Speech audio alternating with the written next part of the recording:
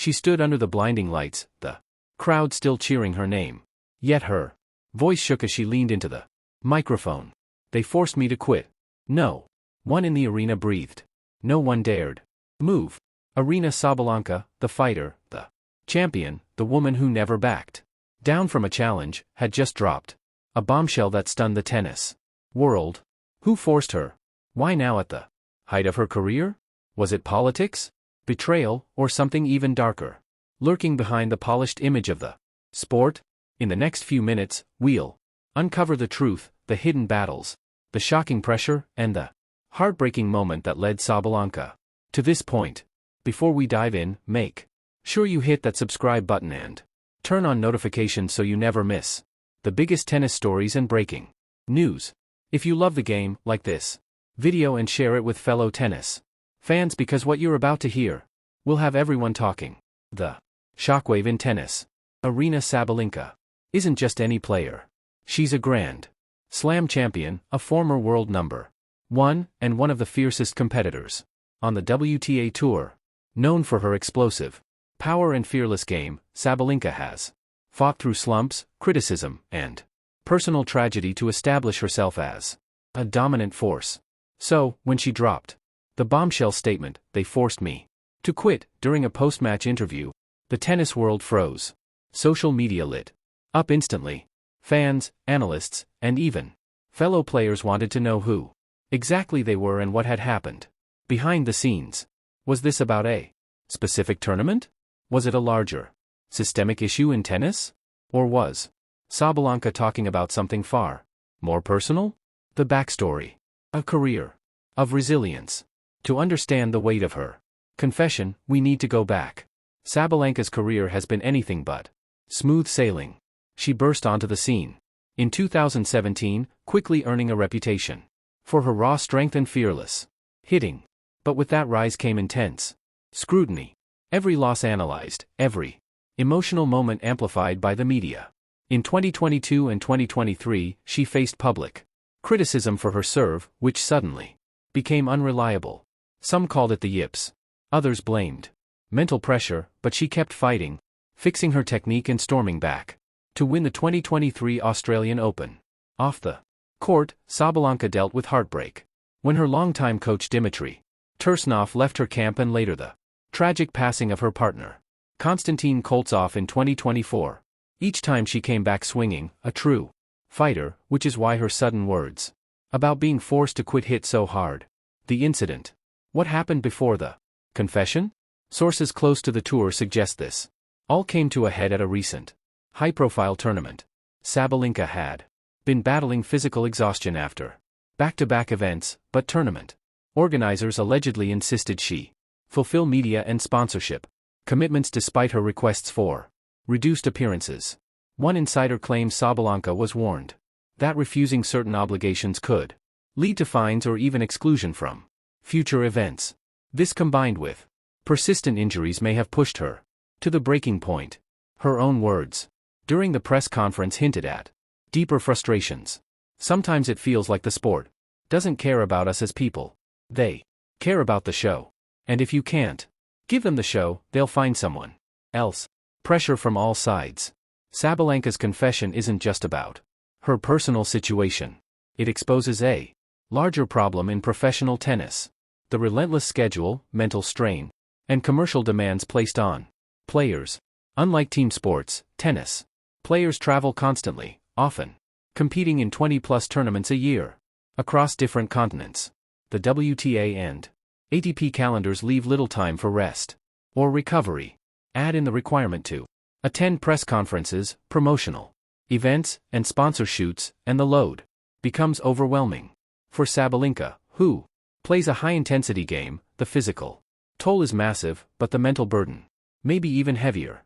Imagine losing a heartbreaking match and within an hour having to sit in front of reporters asking why you failed. Do you think tennis organizations are doing enough to protect the mental and physical health of players, or is the sports schedule simply too demanding? Let me know in the comments. Fan and player reactions.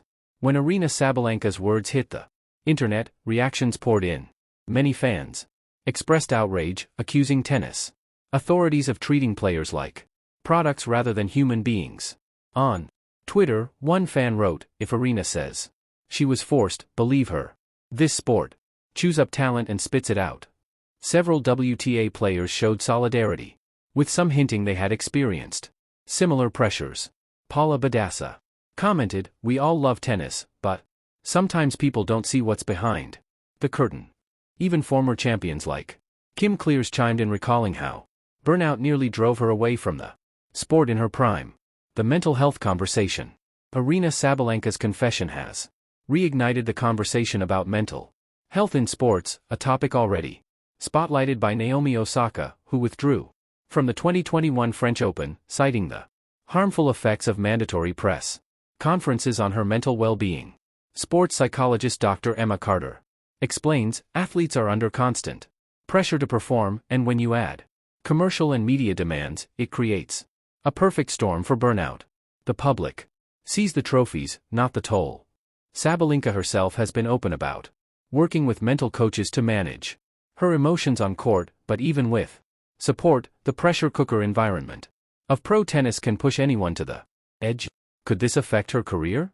The big question now is, will Sabalenka step away from tennis entirely, even temporarily?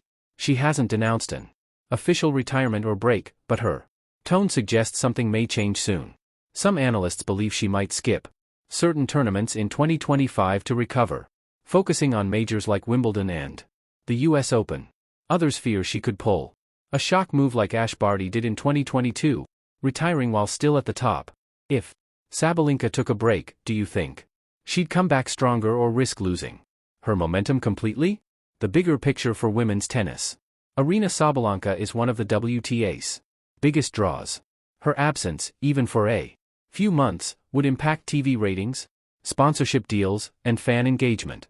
The WTA has worked hard to promote strong rivalries like Sabalenka versus Fiat, and losing that dynamic would change the entire narrative of the tour. It also raises questions about how tennis markets its stars. If the system pushes them to burnout, it risks shortening careers and depriving fans of legendary matches. What happens next? For now, Sabalenka is keeping her next moves quiet. Her management team has said she'll prioritize her health, but offered no details on whether that means a short break, a reduced schedule, or something more permanent. Fans are watching her social media closely for clues. While the WTA faces renewed calls to reassess player workload if changes aren't made, Sabalenka's story may be just one of many to come. Aryna Sabalenka's shocking confession, "They forced me to quit," is more than just a headline.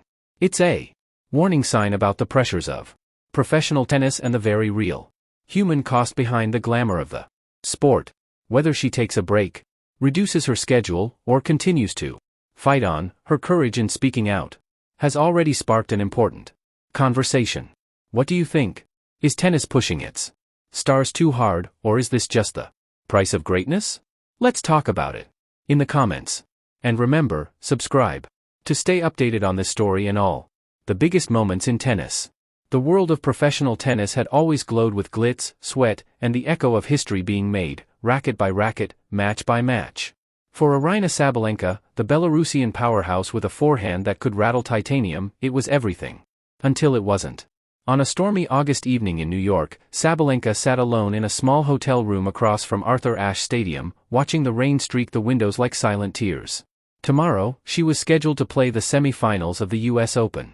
But she had just made the most difficult decision of her life. She was going to quit. Not just the tournament. Tennis. The press conference. Word spread fast. That morning, when Aryna walked into the press room, wearing a plain black hoodie, no sponsors in sight, there was a tension no one could name yet. Her hair was tied back, face pale, lips pressed into a line that held back a storm. "Thank you for coming," she said, voice barely above a whisper. Cameras clicked. Journalists leaned forward. "I won't be playing tomorrow," she began. "In fact, I won't be playing again. At least, not under this system. Not under these conditions. Not when the game I love has become a battlefield, and I've become the weapon." Gasps. Murmurs. A few reporters exchanged glances. "I was forced to quit," she said.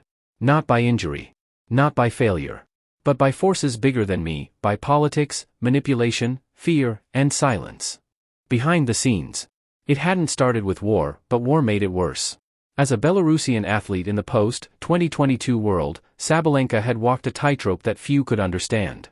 Every interview carried the risk of political misinterpretation. Every handshake could be scrutinized. Every silence was a statement. First came the questions. Do you support the regime? Do you condemn the invasion? Why haven't you spoken out? Then came the threats. Her coaches received anonymous calls. Sponsors began pulling out quietly, claiming brand misalignment. Even tournament directors started hinting that her participation was controversial. She tried to speak. Carefully, honestly. But nothing she said was enough. I'm not a politician, she had told a reporter in 2024. I'm an athlete. I came here to play tennis, not to be a pawn. The next day, her image was plastered across European tabloids. Sabalenka refuses to condemn dictatorship.